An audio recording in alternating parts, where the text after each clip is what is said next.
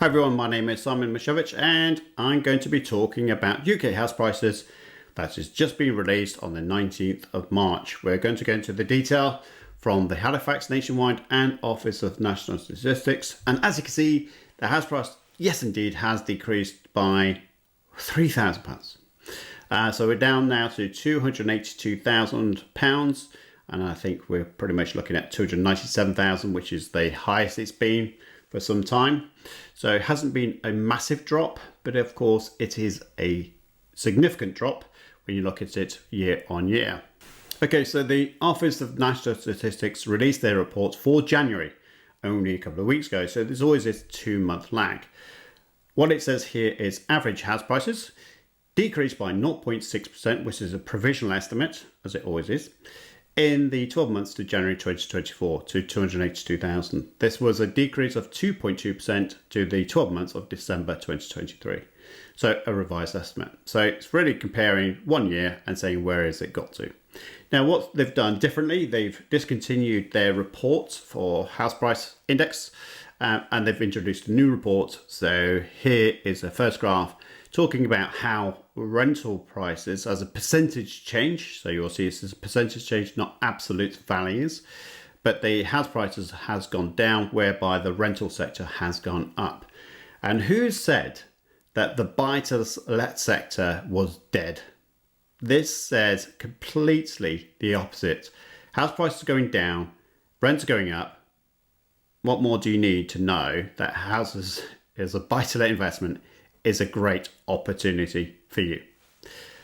Okay, so let's go into house prices. Now, there are 3 reports I often look at, and there's always someone that's going to say, I ridicule all 3. Well, there's not, until you give them up with some alternative, I can't go on based on anything else. If you say, use this report, this is really good, I will introduce it into this format as well. So please do give me some positive news about what you do use instead of just discounting every report that's under the sun. So what we have here, we've got January 2024 for ONS, which is minus 2.2%, which if you look at all the way down, that minus 2.2% is the worst it's been since June 2023 when we started this recording. Now, if you look at Halifax though, they're saying house prices went up 291,699 of 1.7%. Increase, not decrease, which is really different from the ONS. And even last month of January 2024, they said 291 and 29 pounds, which was an increase of 2.5%. I'm confused.com. I'm sure you are as well. Nationwide had a different data set, of course, to the ONS and Halifax, but even they reported that house prices was 260,420, which was up 1.2%. That 1.2% is actually better on record than it has been for some time, which again really bucks the trend of people saying there's going to be a house crash. And again, I know I'm going to get shot down in flames for this because people will say, but I've seen in my market area, or I've seen this report, or this YouTuber say this. I'd rather just base it on hardcore information we have rather than just speculation. So here is a graph, an image of the United Kingdom, and it shows you the house prices are going up. Now, what I did notice from the last report I did is that the blue areas are now turning to a warmer colour, which means house prices are again steadily increasing. Apart from Wales, the northeast of England, which is really strange because northeast of England really dark blue compared to Scotland, which is warm. Go figure. And then you've got London, which is now saying actually it's an interesting spot to invest. If you look at the annual changes, then house prices in England is 298,575. Monthly change of 0.4%. Increase, not decrease. The annual change is 1.5% down. So that is something that we do need to look at. Northern Ireland had its first drop of 0.9%, which has been doing really, really well, to be fair. If you look at month on month, it's been doing fantastically well, which you can see by the annual increase of 1.4%. Scotland, what's going on there? House prices are just going up and steadily. Annual price of 4.8% increase. That's astonishing. And people in Scotland probably thinking, oh, where is this house price crash? Because it's not affecting us. And that's a good point. If you look at England, it's probably been affected more than Scotland. And Wales is certainly having its own problems as well. 0.8% down year on year.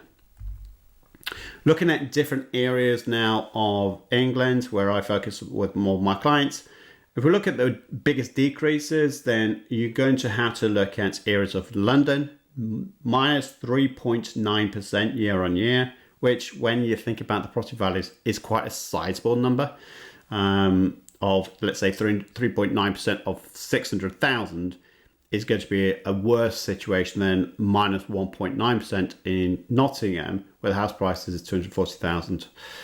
It's a big change. Now, other areas to think about where it's improving though is Northwest. Always going to look at London. Since when's that been Northwest? Liverpool and Manchester. A lot of my clients are investing in there. Great HMOs, opportunities with bigger students, bigger kind of people coming into those areas for professional lets as well. It is thriving over there. So it's a good opportunity for you to look at Manchester and Liverpool if you've not done so already. Don't just invest in your area because you will not get the best rate of return. Mortgage arrears. Now, what I want to share, you feel free to pause this screenshot here, but mortgage arrears are going up. Now, this is a real strong indicator to say, well, if mortgage arrears are going up, then is there genuinely a problem with finances? Well, if you look at the homeowner mortgage arrears, that is going up, as well as the buy-to-let sector as well. Mortgage interest is obviously going up. It's pinching on everyone. People can't afford to pay the mortgages by the looks of things. This is high it's been now for a year to mortgage arrears. This is going to be a problem if this goes up.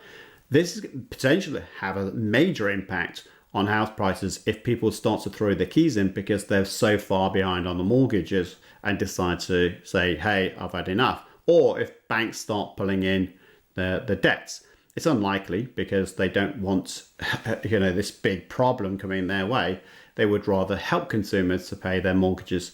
But if interest rates do not come down anytime soon, then there's going to be a huge pinch on people paying their mortgages. And there's going to be problems. So if that's going to be the case, then no doubt that we will see this affect house prices in the UK. Other important factors to think about here is inflation. Inflation's actually gone down, which is welcome news. It's down to 3.8%, but still nowhere near 2%. So if inflation remains at this 3.8%, even though it's better than the 4.2%, the banking interest rate is not going to change significantly. So it's at 5.25%. That means that mortgage arrears could go up and continue to go up because I can't see how interest rates can go down with inflation being so high still. Unemployment, last report we saw January 2024, unemployment was 3.9%, which is actually lower than it was in August, September 2023 when it's 4.3%. So again, people are saying people are losing their jobs in droves. And there's no data to support that. Yes, there's media, which will kind of highlight the fact that people are losing their jobs. But in reality, there's a lot of people recruiting. We're still recruiting. And for marketing people, for accountants. So we don't have any shortage of work. And in fact, a lot of other people don't either. Wage inflation is a problem for sure, but not unemployment. So it's good indications to say that house prices probably could be sustained. My biggest area of concern right now is this mortgage arrears. And I'm going to just put it on that screen just in case you want to pause it and just read that data set yourself. But until next month, see you again soon.